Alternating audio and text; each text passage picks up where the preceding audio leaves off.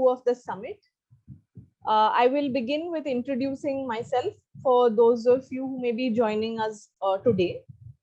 I'm Amrita. I'm wearing a white kurta. I have straight black hair and I'm wearing long earrings. I'm sitting in front of a white background. And I will be moderating today's first panel discussion. We apologize in case the webinar format is new for some of you. The settings for the webinar and the functionality looks a little bit different. Hopefully, as you engage in the conversation, you'll get a little bit more familiar. But if there is a need for any kind of support, please text us or chat with us, any of the co-hosts, and we'll try and support you with anything. So yesterday, on day one of the summit, we looked at a lot of practices in the classroom, at the school level, for making SEL and inclusion possible. Our conversation in this panel today will take us forward, exploring practices that make SEL and inclusion a possibility at scale. When I say that, I mean when we work at districts, state, and national levels, while also looking at the challenges and opportunities that come with it. To do this today, we have an amazing panel with us.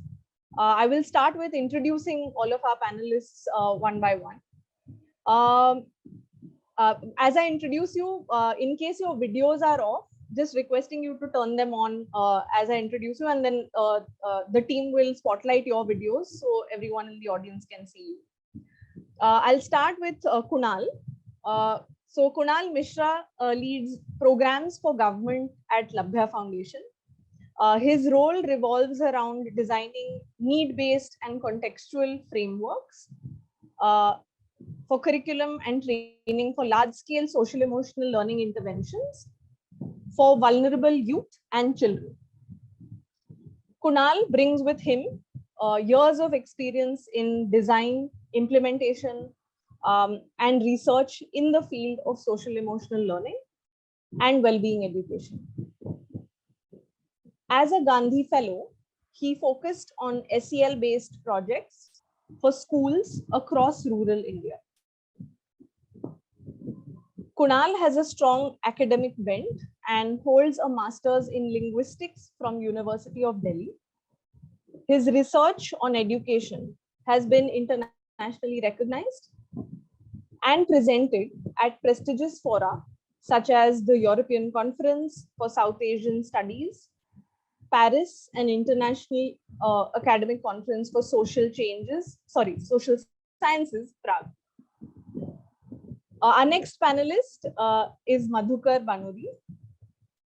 Madhukar is the founder and CEO of Leadership for Equity, a systems change and advisory organization that helps government school systems to deliver quality education at scale.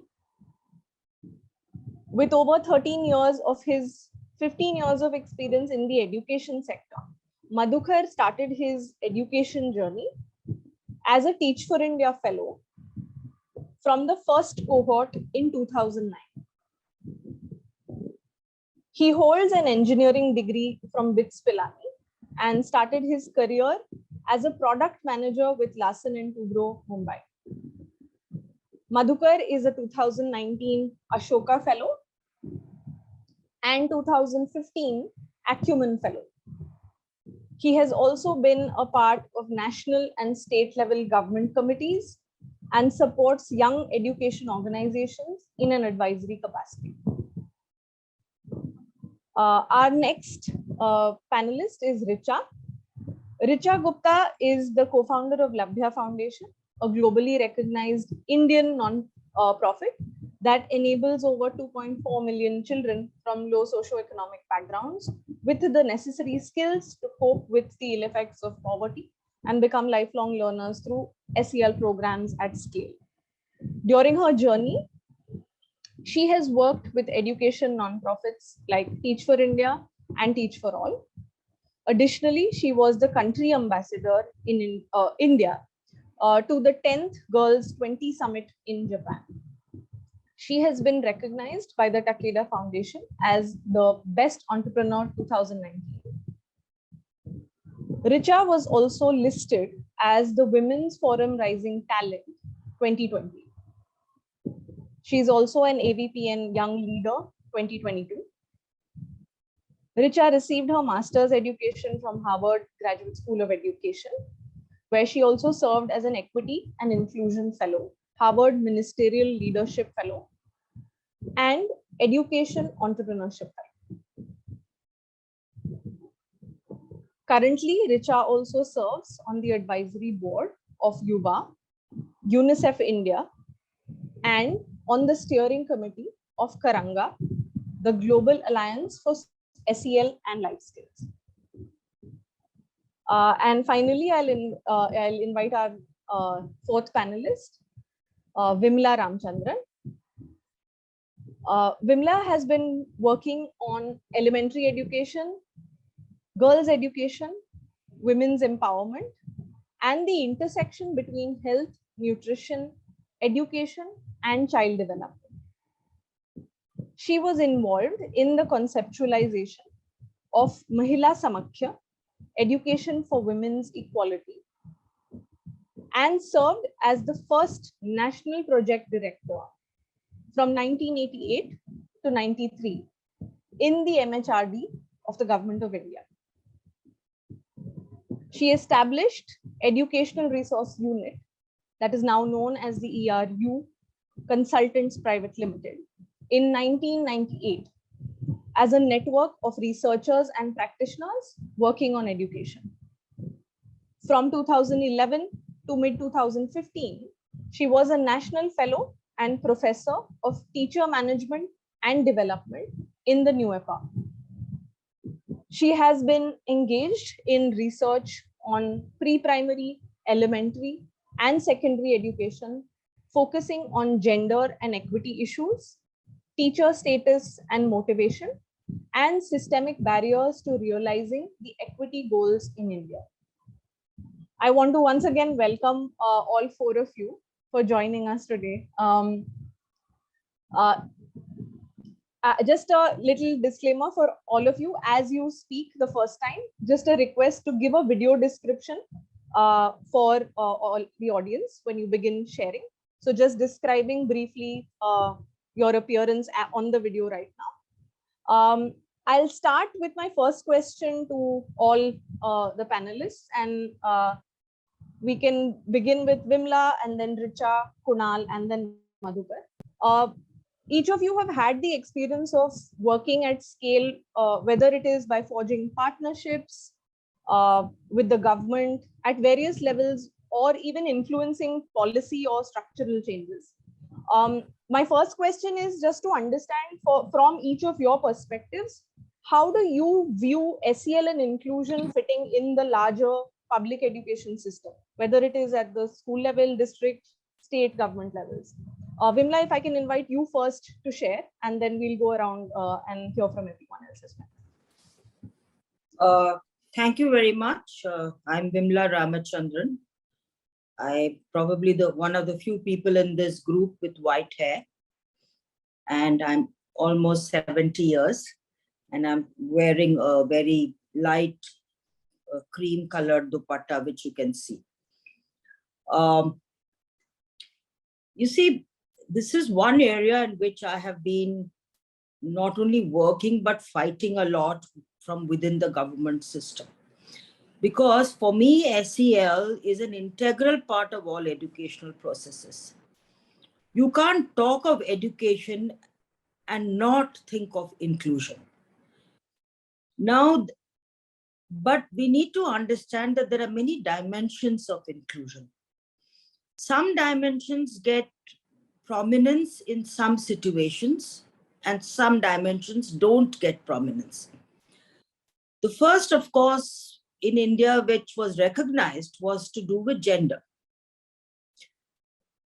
The one which is less recognized is social identity, because in the three big research studies that was commissioned by MHRD on inclusion, we found that social identity formed a very important part of inclusion.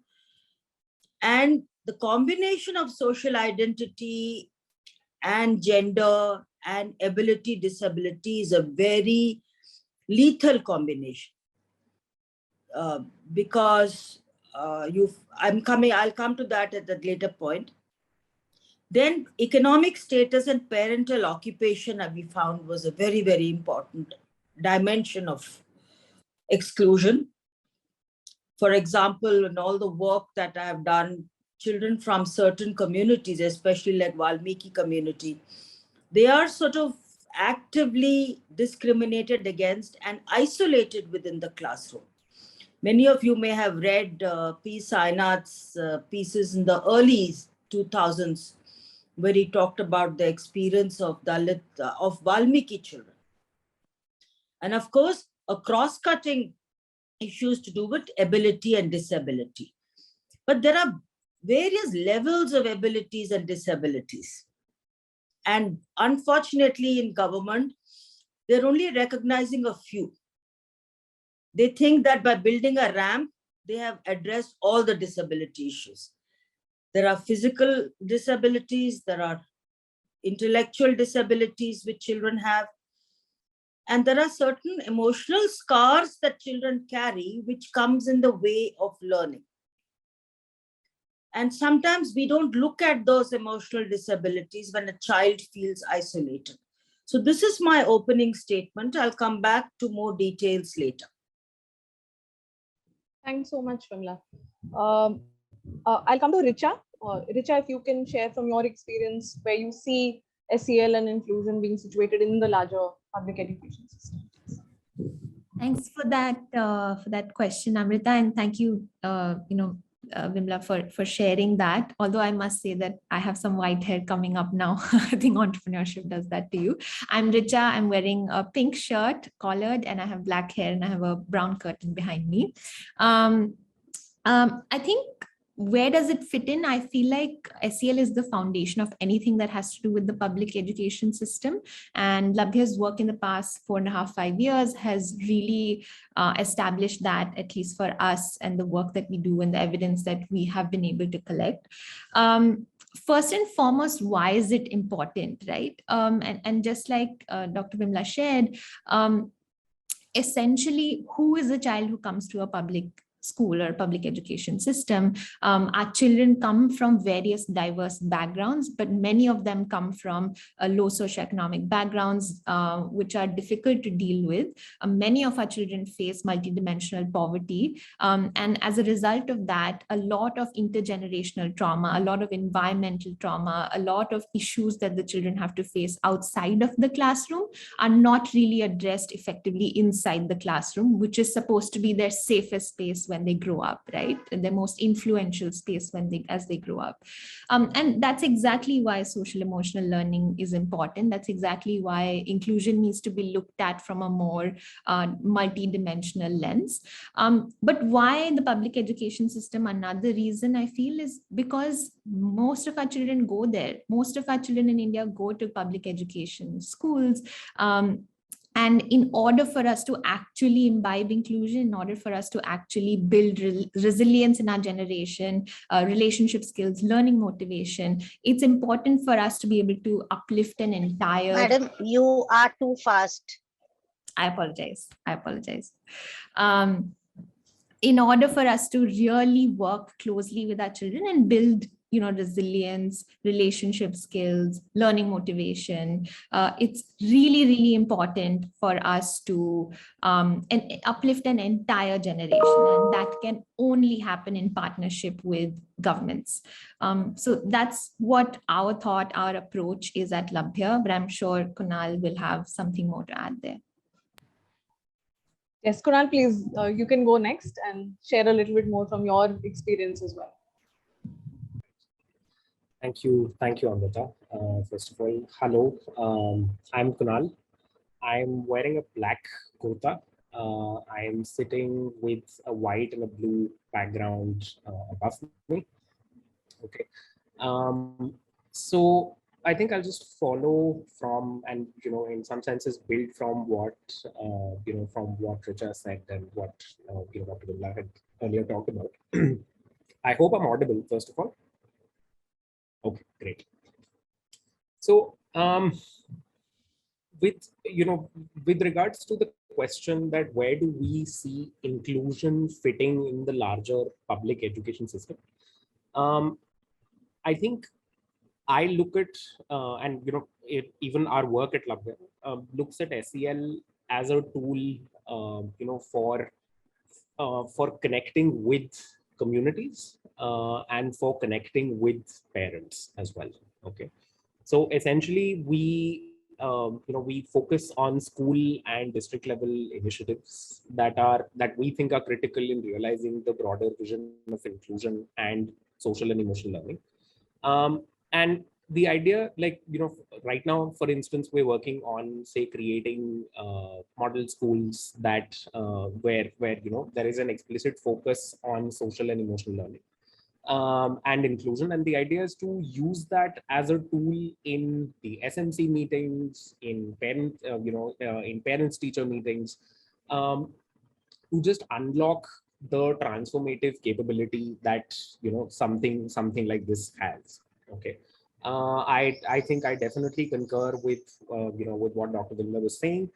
A lot of the children that we deal with are facing multidimensional poverty, and when we talk to them, we realize how intersectional challenges such as gender and social identity can be in their everyday lived experience. Okay, so I think that requires it's one of the critical challenges when a child is growing up, and I think we need to address it pedagogically at school levels, at district levels, at policy levels as well. Okay, I do think, personally, my work focuses more on the school and the district level initiatives. And I will definitely say that right now with say the new education policy coming in, I think it does help in creating like an ecosystem which is conducive to social and emotional learning. Although I do think that we would want a more explicit focus, because the problem is absolutely critical to to unlocking the transformative potential of a child. Okay. So I think a lot of the work that we are doing now is with co-creating these solutions at scale, so that every child at in all the different states that we are working with has access to learning motivation, has access to resilience, has access to content that helps him or her build better relationship skills. So I think that's the opening statement. I can obviously elaborate a little further. Thanks, Kunal. One more just reminder again, Madhu, who's signing for us. It will help if we take few pauses as we speak, so that she can keep up with the signing between statements and transition.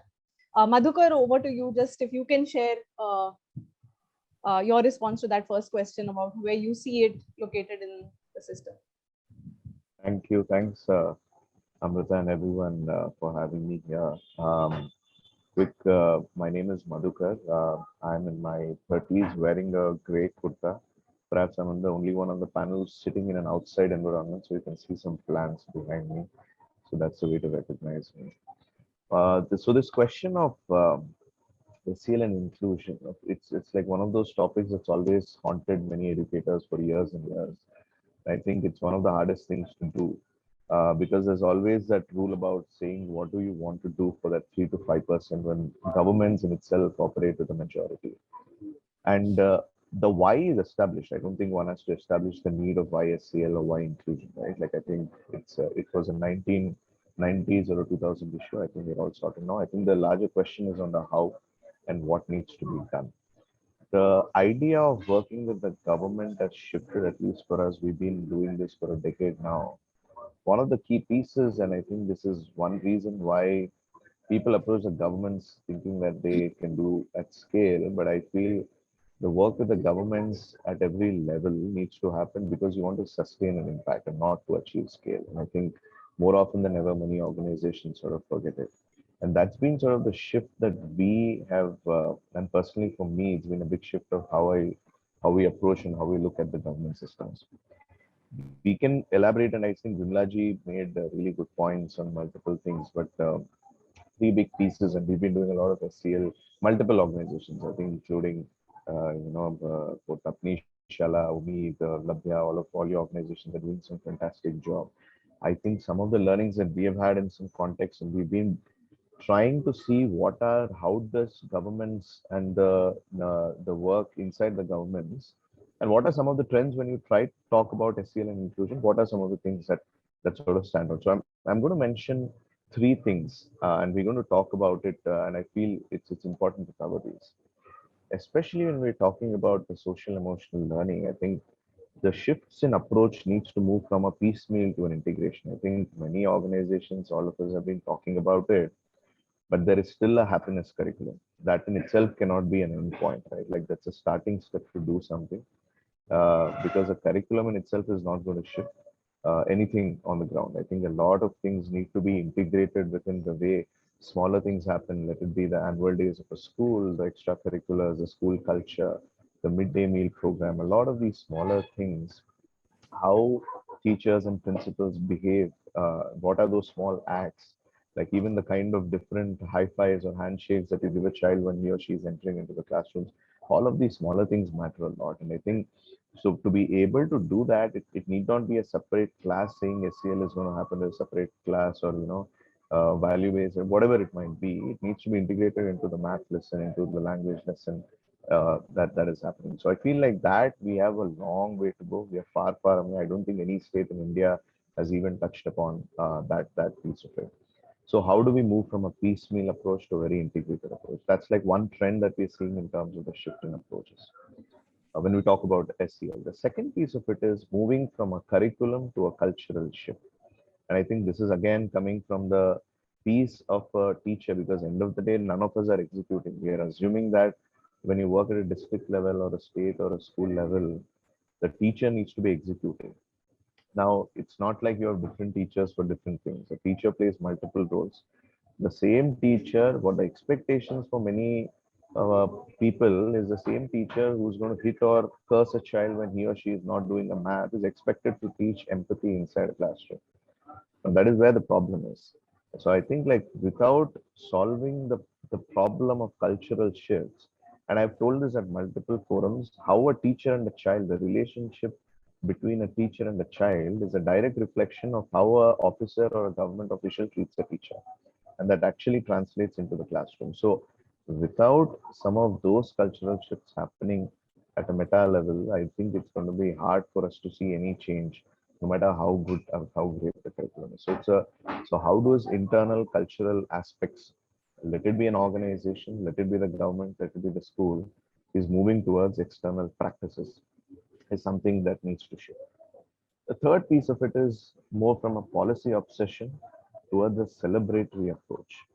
And this is again for many, we've been so obsessed with like PSCL का policy निकालते हैं, इसका कुछ ये circulate करते हैं, उससे कुछ नहीं होने वाला. I think because if a policy or a draft thing changed the world or changed the way India operated, we would have been in a much better place.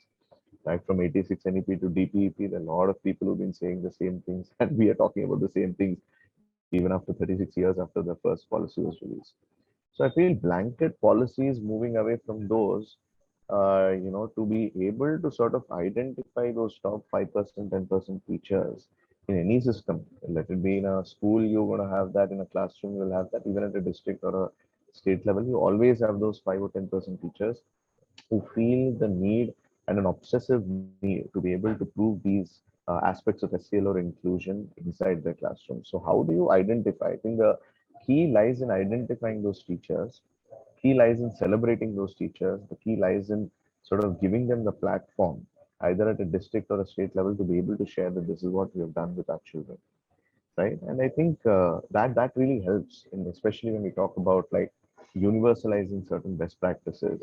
I think this thing helps. So I think those are the broad 3 points I wanted to cover in the opening statement. One, moving from a piecemeal approach to an integrated approach, moving from the idea of a curriculum shift to a cultural shift, The third piece of it is being less policy obsessive, but more celebratory approach.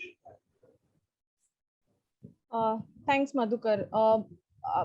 I think I'm already, my mind is already like working at like a 10x speed now, just listening to a lot of what you all shared in the opening statements. A few things that I'm taking away. One, I think from what Vimlaji shared right at the beginning, which is while there is already been this fight from within the system for SEL and inclusion to happen, and like Madhukar also pointed out that the why of it has been established quite a long time back, and the how is what I think a lot of us are now grappling with, whether it is teachers at the classroom level, principals, others in the system at the school level, as well as at district, state, and policy levels. I think that gradually we will in the panel come to some of those practices that we have seen working and celebrate some of them to see what we can all learn from as well. Before coming to that, my next question, if I can start with again Vimlaji and Richa, if you all can begin.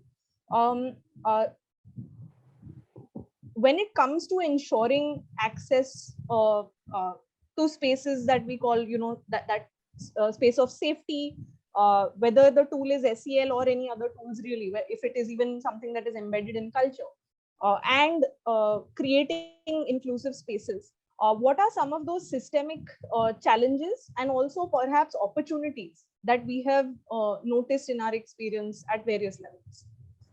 Vimlaji, you can begin and then I'll come to Richa.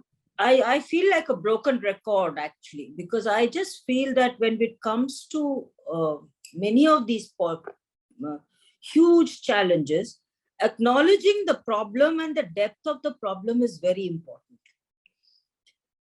I'll give you one example. I hope I have a few minutes. You see, when MHRD commissioned that inclusion study way back in the early 2000s, we did 3 studies, which was commissioned by UNICEF, and MHRD commissioned it, but UNICEF paid for it, which was very good. And when we went state by state sharing the findings, we found a sense of denial. For example, in UP, the secretary stood up and told me that you just went looking for problems. None of these issues exist. And you people come with an ideological bent of mind, and you're just looking for problems. There is no exclusion on the basis of caste. There is no exclusion in UP on the basis of religion, identity, or ability and disability. So I think somewhere deep down, it's very important for you to acknowledge that the problem exists. And here I think Anurag Behar made a very, very important point in one of his discussions with Karan Thapar, I think. He said, you see, very often secretaries and people down the line think that these problems are their personal, is a judgment on their personal ability or their personal. These problems have remained with us for 6 decades or more. These are systemic issues, and no effort has been made to systematically address this. For example, when Madhukar talked about how can we bring about a cultural shift, you see that cultural shift requires 3 things. First, I've already said it requires acknowledging the depth of the problem. 2, there has to be a society level campaign in order to say that this is a problem that exists. You have to address it. Remember that entire campaign through the 90s to get girls into school? Today, it's a norm for all girls to go to school, at least till the end of elementary cycle. So you need to have it has to be a societal movement. You cannot just bring about change in the microcosm of the school. And third, I really feel is that you need to work very intensively with teachers at the teacher training and teacher education space. Because all of us carry our prejudices and our and our beliefs from our home to our workspaces. But it is up to the workspace to draw boundaries. For example, if when I was running our ERU, we set very clear boundaries that when you go to do a field work into a school, you have to be respectful of everybody. No, and you have to sit on the ground and work with the children and work with the teachers, and don't think yourself superior because. So these cultural ecosystems need to be built within the system. And to this end, one of the recommendations that we made after the inclusion study to MHRD, which of course MHRD accepted, I must say, Brinda Swarup was then the Joint Secretary. The recommendation was that all teachers have to sign a kind of a bond that they will uphold the values enshrined in the Constitution, which has to do with equity, equality, and non-discrimination. And this needs to be there, put up in posters everywhere, that it is part of our Indian Constitution, is the right against discrimination, right to equality. Now, we are not asking you to take an oath on anything except the Constitution of India. And I think that oath needs to be taken. If doctors can take oaths when they become a doctor, I think teachers need to take an oath which clearly says that they will work towards ensuring all children have the capacity to learn. For example, one of the most beautiful things I experienced in Finland was every teacher felt that every child can learn, regardless of their socioeconomic background. And the last point I'll make is that, you see, it's not just acknowledging the problem, it's acknowledging the scale and the depth of the problem. And how deep does this go? And we need, unless we do that, we won't be able to move to step 2. And I'm quite sure the rest of the panelists will talk about the step 2 and 3, because I noticed that they all seem to be on the same wavelength. Thank you. Richa, you go. Yeah, Richa, please go. So just actually adding to what she said. So I think in our experience of working with 3 state governments now for the past 5 years, starting our journey with the Delhi government happiness curriculum, which was one of the first at-scale social emotional learning programs in India. It has been a big learning journey up till now, with multiple challenges and multiple opportunities that we have identified in the journey. I think the number one challenge that we have faced, and which we will continue to face in different forms, in different parts of the system, in different layers of the system, is acceptance, right? Which is similar to what ma'am said. Acceptance that A, this is a problem, and acceptance that B, there could be a solution. And C, this may or may not work, but we are committing to solving the problem together as a system. And that has been something that we have explored very deeply in the past couple of years, from, small things. For example, when we introduced the curriculum to school teachers, they already are so burdened with everything. Why should a teacher accept one other teacher handbook that he or they are getting, right? Maybe because it's low burden, maybe because once they start doing it in the classroom, they start seeing little effects of how children are opening up to them. Children are being able to share, they're able to know as much as they know about the first bench child versus the last bench child in their entire classroom experience. They themselves have started to become more empathetic and better listeners. But that doesn't come in one go, and that doesn't, and no matter what scale or depth we work with, acceptance does take time for something which is so intangible, something which has been told to us as a good to have always and not a must have. So that's really, really important. The second thing is support, both as a challenge and an opportunity. In our experience, we've realized that yes, for SEL, it's really important for the system at the state level to have a good buy-in into the work that we do. However, it's the people at the district levels, the block and cluster levels, the school level leaders who really materialize the program and absorb the essence of it. And it's our commitment to the system, and it's the system's commitment to itself that these systems need to be strengthened. The intent of the curriculum needs to be implemented and absorbed equally and equitably across all of these layers in order for us to even say that we have reached a child.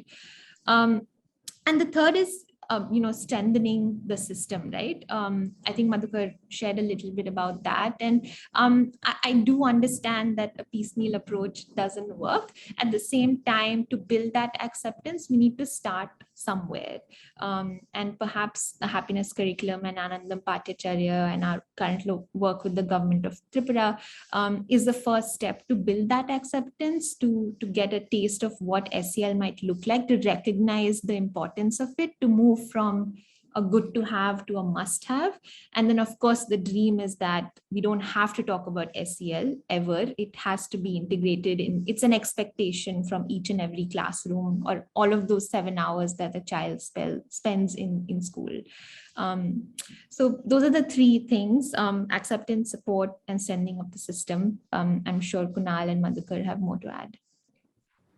Kunal, if there's more to this or that you can share as well in terms of any of those challenges or perhaps opportunities you've seen while working within the system. So I think I'll, in some senses, there is broad agreement with the premise that Dr. Vimla laid down. I will, in a way, shift the discussion a little towards how we are doing certain things programmatically, to just realize, and in some senses solve what Richa has been talking about. I think one major challenge that I see is even at the district level. Once we work with master trainers and we work with teachers, there needs to be enough understanding of the local ecosystem of a child. Okay. It just loops back into the point that Dr. Vimla was making initially, that if you don't do that, you don't necessarily understand the scale and depth of the problem. Okay. And then you try solving it, but you end up designing something which might not hit the mark. Okay.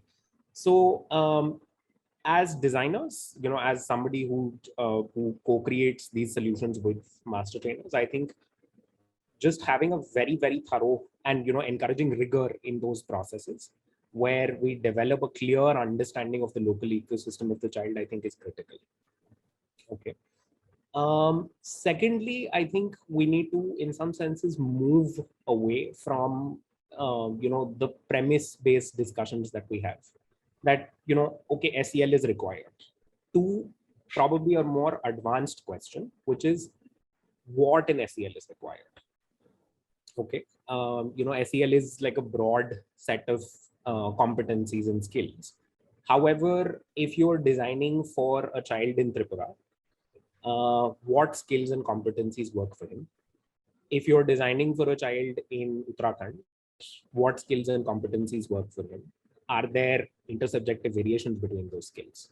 Okay, so those are questions that we need to ask ourselves as designers. The people we work with also need to ask these questions, and it does we also realize that scaling just one solution, that for example if we just have one approach in the happiness curriculum, scaling that to every state is not possible. Okay, a lot of these solutions have to be, and that's a challenge, but I also now see that as an opportunity where we can co-create and design solutions locally. Okay, So one of the things that we explicitly focus on is creating curriculum with like selected master trainers who know the context very well. Okay, and it leads to like, certain very insightful discussions. For instance, we have an activity in the happiness curriculum where a child steps into the shoes, of the father, and later, there are discussion and reflection questions on it. Um, once we did an activity demonstration of this in Tripura, the master trainers told us point blank that this will not work, because a lot of children who come to schools in Tripura come from tribal backgrounds. Okay, so something even like a lot of them just walk barefoot. So this context is foreign and therefore it won't work. Okay, so just in some senses, coming up with local solutions, agreeing on the premise, I think is vital. But when we're working with states, I think every state needs to solve the problem in its own unique way, and we as designers need to just enable them to do that. Okay, I think that's the fundamental point here. Thank you, Kunal. I think from what Vimlaji shared to what Richa and Kunal shared, I think that one thing that stands out to me is that just firstly setting that context of how what Vimlaji said, which is the depth and the scale of the problem, recognizing that automatically then sets us thinking about what are those societal level initiatives like the campaigns that you talked about, that could perhaps be one way to look at it, and then breaking it down to some of the stuff that Richa and Kunal said, which is coming down to then understanding what is the child's ecosystem, what are the opportunities of learning from the know-how and wisdom of the socio-cultural context that specifically children are coming from, and co-creating there. Madhukar, I'll come to you next. If you can talk a little bit about from your experience. Sorry, has Madhukar's screen frozen for just me?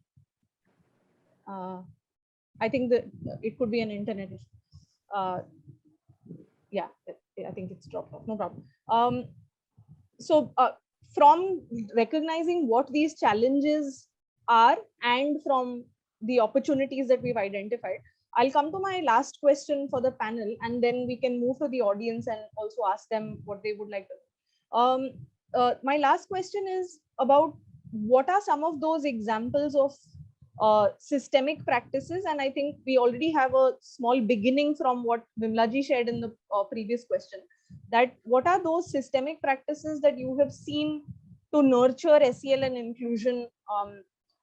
Also, perhaps what are some factors that you may have seen commonly across these practices, like trends that were common, or even that may be unique, and that therefore influenced making this possible, whether it was policy or if things like teacher education that some of you mentioned, partnerships perhaps as well. Yeah. So you want me to start? Yes, Vimlaji, please go ahead, and then maybe Kunal and then Richa to just switch it up a little bit. You see, if I actually reflect on my, say, 35 years of being so closely involved with the government and government schools, I found that the one key agent who makes a huge difference is the headmaster. Because I will share the links to both the studies on inclusion on email, which you can share with others. What we found was where there was a headmaster or a headmistress or a school head or whatever you call them, who was committed to this, even in a place like Uttar Pradesh, we didn't find any discrimination in midday meal. Children were just asked to stand by height behind one another, because height could be anything. And then they had to just sit in rows and everybody ate together. They also made sure that no child was told not to touch the hand pump to pump the water. They made sure that a group of 2 or 3 children will take care of children with, I only found children with physical disabilities in UP schools, that they will help them wash their hands, and children take turns, and then they will give them, they'll come and put the thali of the food in front of them. Now, where, and mind you, this was in an environment where we looked at so many different schools. There were two schools that stood out in a otherwise grim environment. It made a huge difference. So I think somewhere working with headmasters as important change makers and harbingers of a cultural change within the school is quite important.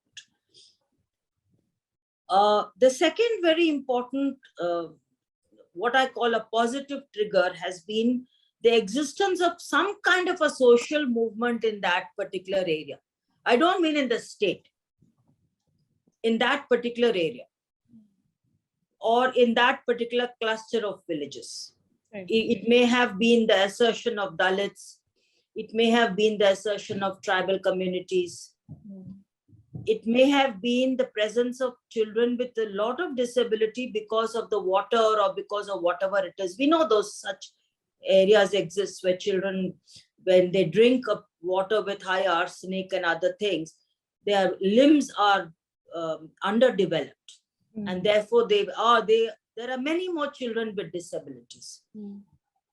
So therefore there is a much greater social awareness and acceptance of the problem, and that the child is not to blame for it, or the family is not to blame for it. Third, I'll give you one very interesting example. I don't know whether it still continues. While I was actually doing a study on the ABL program in Chennai as a city, I came across a very interesting how the Chennai schools opened up to children with all kinds of disabilities. They opened it up and they worked very intensively. Okay, there was a very selfish reason that enrollment in government schools were going down and many more children were actually migrating to aided schools or to private schools. So they needed to bolster the attendance and the importance of the government school. So when they really, this was, I think, in somewhere in mid 2000s, 2003, 4, I mean 2007, if I remember right. And they actually did a very, very intensive campaign with teachers and with headmasters. The teachers and headmasters went home to home in their particular urban ward, identified children with disabilities of all kinds, and then they encouraged the parents to bring them to school. And they made the school welcoming and open for such children. So a lot of middle class children came there because, you know, a lot of low middle class children whose siblings may be going to private aided schools came here. And I met 2 or 3, I had a focus group discussion with some of the HMs as to how did you do this? They said, you know, it started with a very selfish reason. They didn't mince. But he says, as we went into the community, we found so many children with different kinds of, yes, polio didn't exist. By then, polio in Tamil Nadu, at least, was history. But there were other kinds of disabilities. And little different levels of mental disabilities, not just one. Is it awareness about that?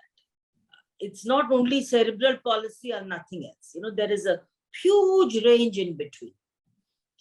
And there are the children who are visually impaired, children who are auditory, issues and impairments. They got all these kids into it. It was just that survey that they did in their ward and said, if you don't get more children into your school, we have to shut down the school and maybe reduce the number of teachers. That was a selfish reason. But that was quite amazing what happened in Chennai city. I don't know whether they have sustained that program. Maybe they have, because they need more and more children to remain in government schools. Maybe the COVID lockdown has changed things a little bit. So here are some examples, but I will end by saying that it's not just intensive training. It's a change in the heart, an attitudinal change. Unless both the mind and the heart is involved in the training process, you cannot bring about change. And our approach to training has been very intellectual. It has to be both the mind and the heart. Thank you. Thank you, Munaji. Madhukar, we lost you in the middle briefly, but we're now Sorry. talking, we've moved on to just sharing from each of your experiences, perhaps one example of a practice at a systemic level that you've seen, reinforcing just the point that you Right. mentioned, that for some of this to be sustainable, rather than thinking about it from that way of, how do we scale, but how is it that we're sustaining impact? What are some of those practices that you all have found which have allowed for this to Yeah. happen? Kunal, if you can go, and then Madhukar, and then Richa. I'm also just being mindful that the audience will have a lot of questions for you all. So if you all can share maybe one practice each from your experience, and then we'll open it up to the audience. Yes. Kunal, you're going or? Yeah. I am. So I think, for me, just like a very broad and massive agreement to what Dr. Vimla was saying about trainings and about trainings being like a very, very majorly intellectual space. Okay, because one of, I think, the experiments that we did when we initially began revamping some of our training structures was that we ensured that every training was a mixture of, there being multimodal content and there being enough fun and enough reflection. Okay, so it took a while for us to sort of get that balance right.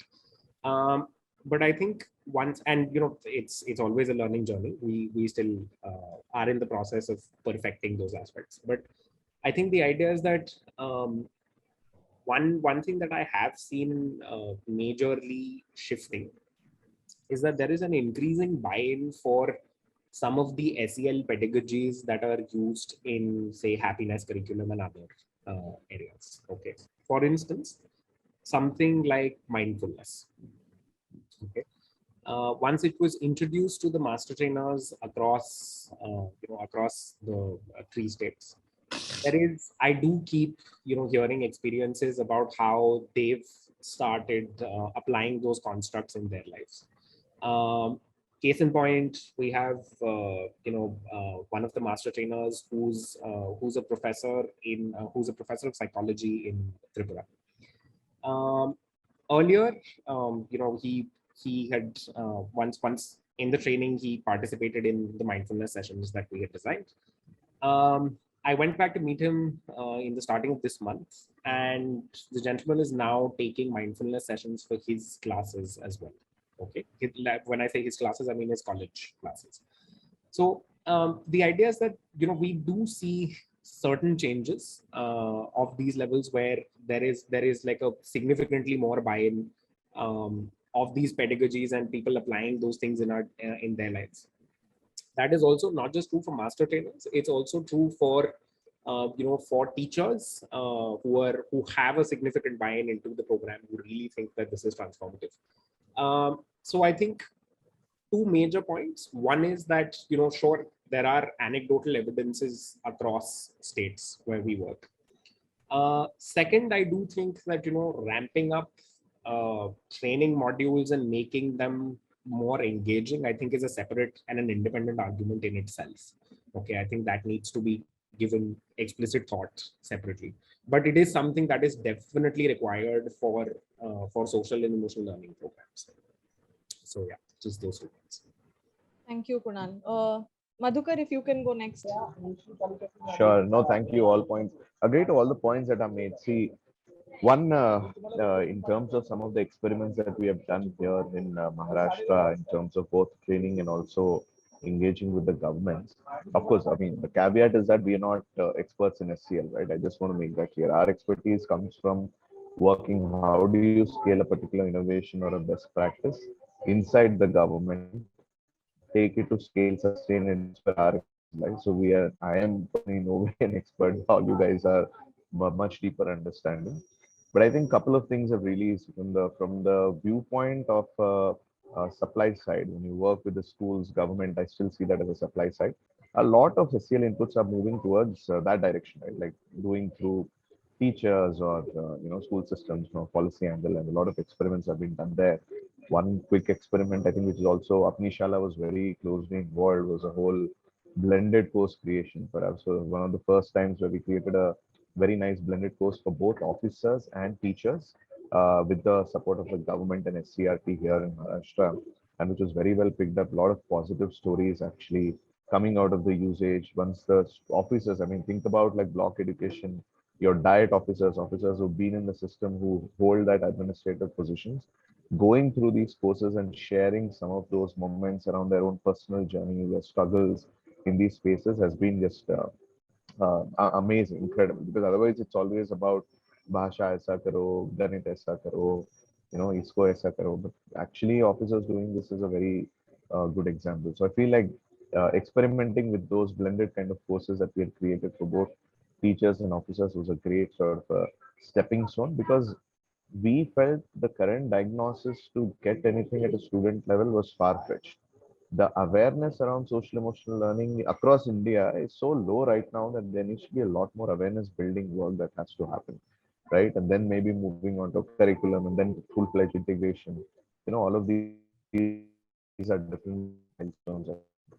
But I think those quick pieces, I think we need also a significant role of families and parents inside building the social emotional skills of children. I think some organizations are doing it, but I think there's a lot of scope in doing that from a demand side. Even if you see the true education, there might be a lot of education, the learning that might happen inside the school, but there's a lot of learning also happens outside of the school. So I think one has to tap into that. And there's I mean, we also, by the way, created the first of its kind Marathi SEL evaluation tool with Flame University. In fact, Vimlaji was one of the input givers for that SEL tool that was created in partnership with Flame University. And we have piloted a third-party assessment to measure the sort of baseline of where the children are in Maharashtra across 13 districts. First of its kind. So we're trying to experiment because in order to make noise at a policy level and advocate for certain shifts, you need a lot of data coming in from the ground. And I think there are certain experiments, these pieces. So we're still in that phase. I don't think we've reached, at least in the state of Maharashtra or Andhra, Haryana, Tripura also, I think Labhya is working there. So at least in the three states, a lot more needs to be done. I think a lot of efforts is very far behind, but challenges, I mean, agree to all the points that the other panelists made. We still have a lot more to do. And I think that's where I think matching strengths and of different organizations together. There is certain territory experts that you have who are great at relationships in a particular state, and there's technical experts like all of you need to come together to be able to move this forward. So I feel, yeah, those are the 2 points I think, but I go with all the points that were already made earlier. Thank you, Madhukar. Richa, if you can maybe share an example of a practice you have seen working really well, and I'll also open it up to the audience. If there are questions, you will find a Q&A tab on the bottom of your screen. You can click there and start posting questions. The panelists may respond to it directly on the Q&A, or then they may answer it live. If not, I might direct it to one of the panelists and have them share. So you can start putting in some of the questions there. Richa, please go ahead. Sure, thanks. And thanks everyone for sharing your thoughts. I think aligned with everybody, just very quickly, also being mindful of the time and giving the audience time to speak. At Labhya, we very often say that we are not in the business of SEL, we're in the business of change management, because a lot of what we do is basically just listening to the system. So three major practices that I would recommend and learnings from Labhya. One is listening to the system, and the system comprises of people. So if in SEL, we talk about resilience, we talk about relationship skills, we talk about learning motivation. It's really important for us at Labhya, and that's something that's really worked for us, is to also work with those values, those competencies when we work with government stakeholders. And we realize that that's actually fundamental to every relationship we have built within the system as well. That's one, and really listening to what they need, what the system needs, how can we support them, what is the challenge that they are facing, and really problem solving for those in order to make SEL mainstream, come in the mainstream for the system. The second one is building with, not for. Extremely important. I think Kunal has spoken at length about how we work with government master trainers to co-create the curriculum. In fact, in every state that we have worked with, not a single piece of content has been created by us. All of it has been created by government master trainers, which we then help review, vet, and process and co-design. That is really important for buy-in context, and that's also really important because it helps in sustainability of the program, because it's coming from the system. It's not one NGO coming and doing something with a fancy title and a Harvard degree, etc. The third thing is model schools. Something that we are starting to work with is in our partner states, pick up particular schools where we work with the child's ecosystem, the community at the school level, and pick up those best practices, working in depth, and transfer them to the state level programs, the the district officials that we work with, and see how we can permeate those learnings at scale. Thanks, Richa. The practices I'm listening to, and I'm just trying to sort of put it together. I think at various levels, I heard great examples that we can all take away as we leave the session today. One, of course, the impact and influence of the buy-in of school leaders or school leadership. The importance of that cultural shift that each of you have spoken about in different contexts through today's conversation. The shift in terms of how trainings are designed, whether they can be more fun, engaging, and finally, the importance of collaborating partnerships, whether it is bringing in organizations with expertise and working together, and also that relationship building at the level of what Richa shared at the end, which is how can it move from building for to building with. With that, I think I'll open up to the audience for questions. Okay, there are a lot now pouring in. I will try. So some of you I can see are already answering the questions. I'll take a few. So one question for Vimla ji, I'll just read this out here. What is it about the systems? And perhaps you can share about any of these. That working on the heart, as you said, becomes so challenging or even non-existent at times. Are there examples of how the heart is equally centered in the design for a longer period of time in some system? You shared briefly about Finland, but if you can elaborate a bit more on how it is systematized. This actually question requires a longish answer, but I'll give a brief answer. And if any of you are interested, I can share. You see, for a long time, there has been a school of thought called experiential training. And experiential training involves both the heart and the mind. So I will give you one very clear example. You know, I set up and ran Mahila Samakhya for the first 6 years. Of course, the program was closed down by the government, the BJP government in 2014, but it ran from 1988 to 2014. So that's a long enough thing. So what we do there is that we followed a few basic principles. I've written about this in great detail. The first principle is that you don't bombard people with data. You ask them to look at their environment and first generate their own microcosm data. So when I say there is gender discrimination, why should you believe me?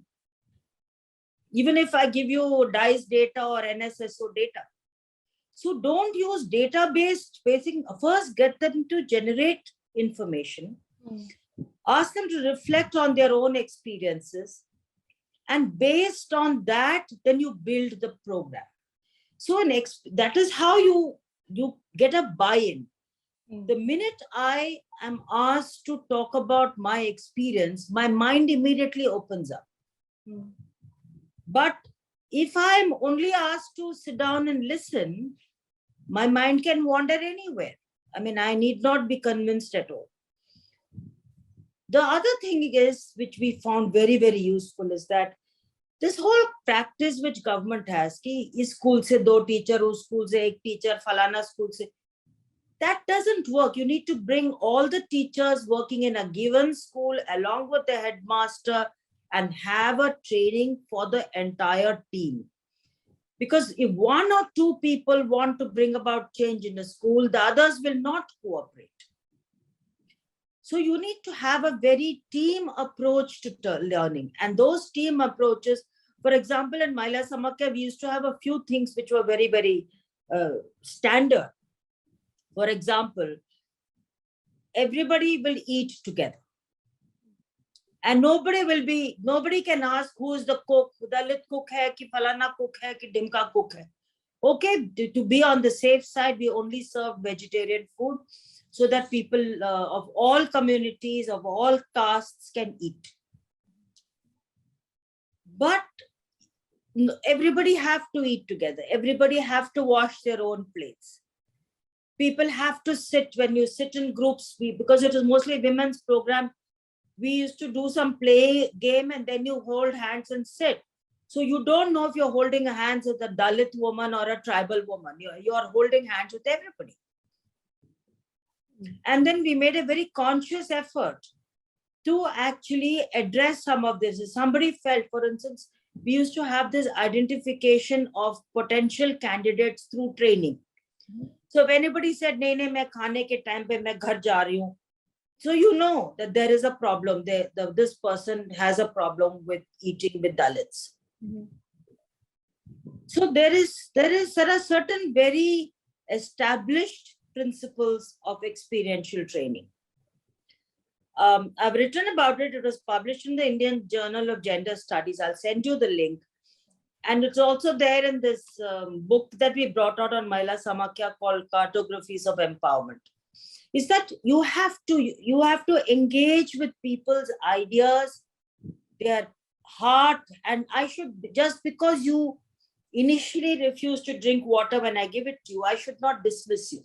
I should give you 2-3 chances, because sometimes the first reaction is very, should I say, unconscious reaction. So suspend your judgment at least for 1 week and see if people are willing to go through that path of change.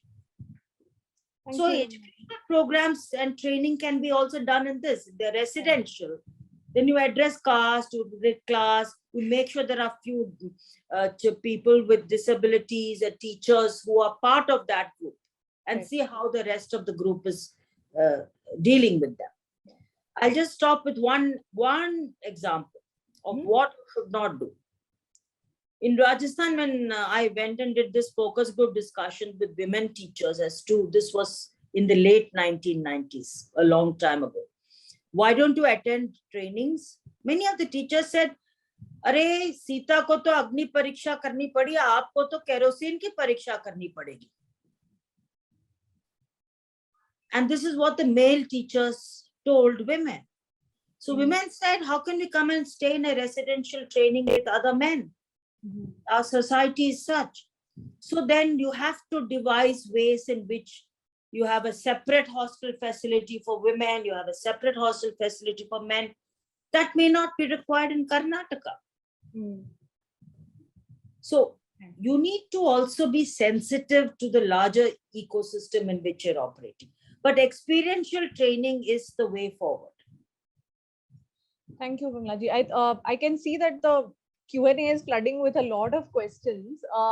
I'm also being mindful of the time that we have asked from all of our panelists. If it's possible for you all to maybe reply to some there directly, there is the option of type answer. I'm sure the audience will appreciate if you are able to respond to some of those.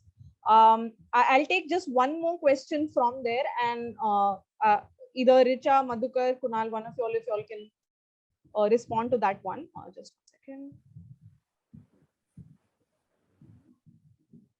So a few I can see have already been answered.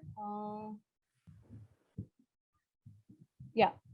So there's one question which talks about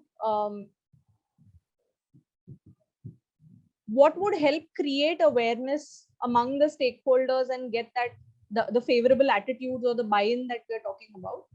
What is it that might help create that awareness? Madhukar, Kunal, Richa, any of you, if you would like to respond, and then we'll conclude with that.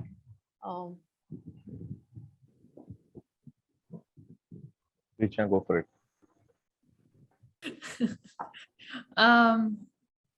What would, could you please repeat the question once again, just to understand? Yeah.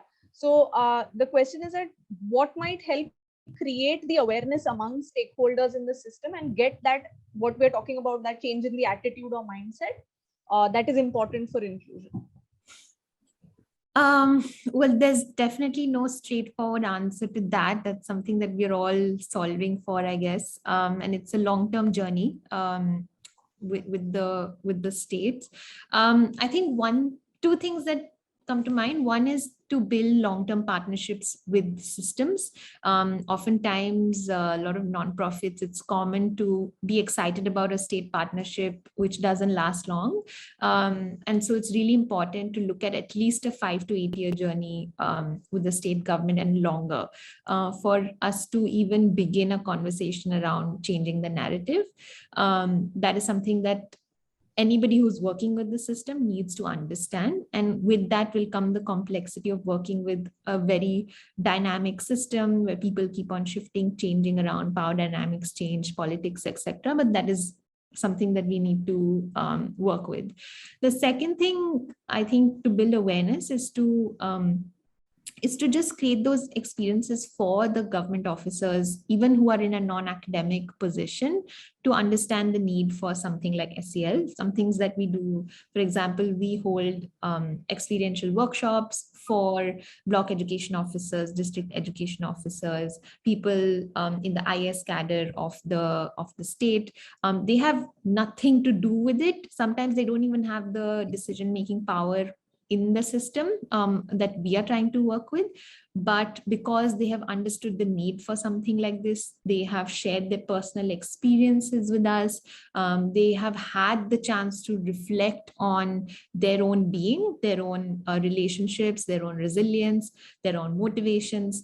That itself creates a buy-in within the system for that conversation to start happening. Oftentimes, people in the system don't have the time to think about themselves and to reflect. At the end of the day, we're all people who are always in the doing phase in the system. And from doing to being is a journey that every person has to walk the mile for, including government system stakeholders. So that would be my other thought. Thank you, Richa. It is almost 15 minutes past the time that we had blocked for our panel. I'm extremely grateful to Kunal, Richa, Vimlaji, Madhukar for being here and spending this morning with us. Extremely thought-provoking first session for day 2 of our summit. It would be great if you all can stay on for the rest of the day and also be part of the next few sessions, but I understand if you do need to leave. Some of the points that we were left with actually is a great segue for us into our next panel discussion.